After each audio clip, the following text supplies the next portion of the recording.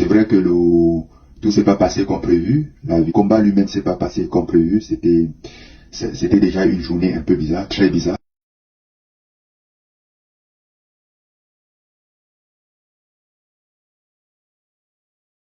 La journée, j'étais pas là. Je suis arrivé à l'arène aux alentours de 22h et 23h et j'ai dû combattre à 3h30 pendant 4h30. En aucun moment, j'étais moi-même, quoi. Tu vois. Je me rappelle, je m'échauffais, je transpirais, mais j'avais sommeil. Ce qui était un peu bizarre. On a accusé le fait qu'il se faisait tard, bien que je m'entraînais déjà un peu tardivement pour me préparer aux heures du combat. Mais bon, là on va reprendre nos esprits, aller s'entraîner, prochainement venir mieux préparer. Et c'est pas pour autant que je compte abandonner la boxe parce que c'est nouveau, au contraire. Aujourd'hui ça me doit déjà. Avant, j'aurais pu dire que je faisais ça rien que pour le plaisir, mais là, après vendredi soir, je pense que la boxe me doit beaucoup et je vais revenir forcément pour prendre ce qui m'appartient. Alors, Francis Ngannou, qui a perdu son combat contre Anthony Joshua, lamentablement perdu, au point de susciter beaucoup de colère pour certains, d'empathie, de pitié pour d'autres supporters, ses fans, des millions et des millions de fans à travers le monde. Francis Ngannou a choisi une ligne d'explication qui sied bien à la mentalité, à la conception, à la façon d'être des Africains en général et des Camerounais en particulier. C'est-à-dire le complotisme, la phobie de la conspiration contre l'Africain.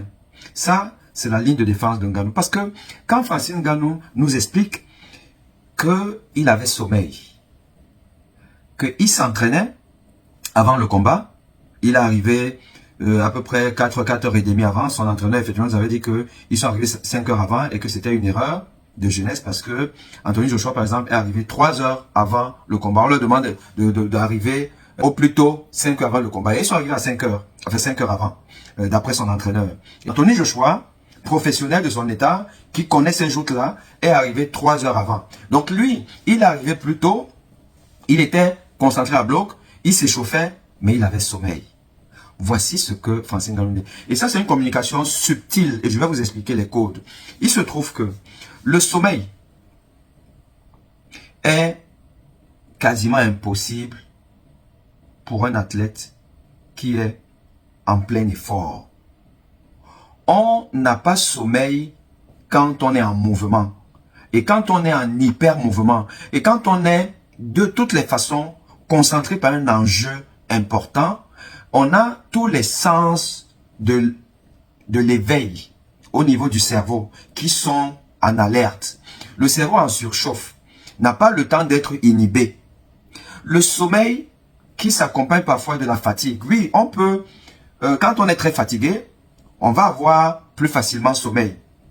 Alors, comment Francis Ngannou pouvait être si fatigué avant un combat? Est-ce la première fois qu'il combattait? Non.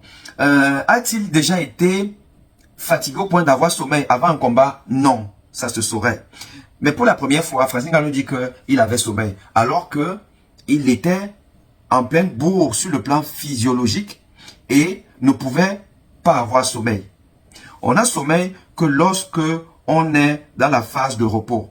Par exemple, vous êtes au volant de votre voiture, il y a un ralentissement et tout, vous piquez un son.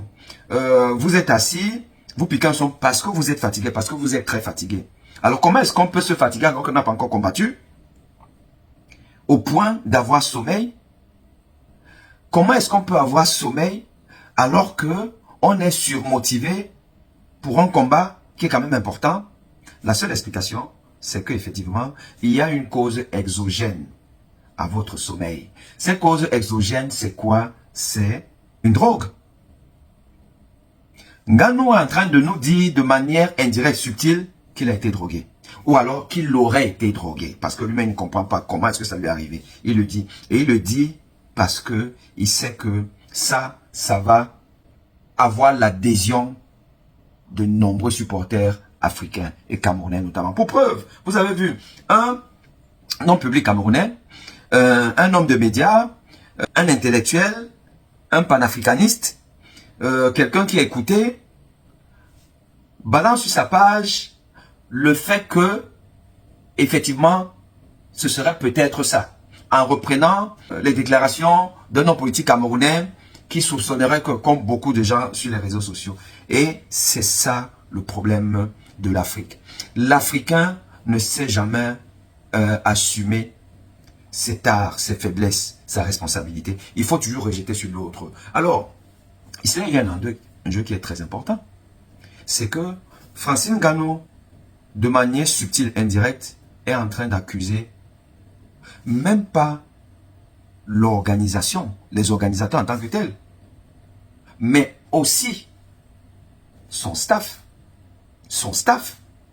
qui aurait été donc complice d'un empoisonnement, ou du moins d'une prise de drogue diminuant sa vigilance, ses capacités à boxer. Parce qu'en fait, Francine Ngannou n'a eu aucun contact avec le camp adverse, n'a même pas eu contact avec les organisateurs, c'est avec son staff. Parce que quand même, des professionnels à ce niveau-là, écoutez, vous prenez des précautions, vous êtes dans une équipe, je suppose quand même que Francine Ngannou est suffisamment entouré pour avoir même au niveau de la diététique, tout ce qu'il boit, tout ce que il doit pouvoir. Mais s'il aurait donc été empoisonné, entre guillemets, il aurait une drogue, genre un somnifère, voilà. On lui aurait donné un somnifère, ça voudrait dire que ça ne peut pas se faire sans la complicité de son staff. Accuser donc son staff d'avoir participé à sa défaite par la prise d'une substance qui fait dormir dans un somnifère, c'est très grave. C'est très grave. Et je trouve ça très indélicat. Car on ne dit ce genre de choses que si on a la conviction. Mais quand on entend parler, il est plutôt dans des suppositions. C'est ce qu'on appelle des accusations subtiles. C'est très grave. Et ça participe à ce que j'ai toujours dit par rapport à ça. Dans la vie, il faut savoir ses limites, reconnaître ses limites. Hein? Mais quand on cherche là des excuses, c'est-à-dire qu'on a le déni du gap qui le sépare des autres. Donc, Francine Ngannou pense que, et d'ailleurs il a dit à la fin de son truc, que ça peut le faire et il doit le faire. Bon, je lui souhaite bon vent. Mais l'honnêteté intellectuelle et la prudence, le respect du sport et des autres voudraient qu'on n'accuse pas de manière légère. Et ça peut porter à conséquence. Parce que si son interview est entendue par les autres, son staff et les organisateurs, Francine Ngannou peut avoir de sérieux problèmes. À très bientôt.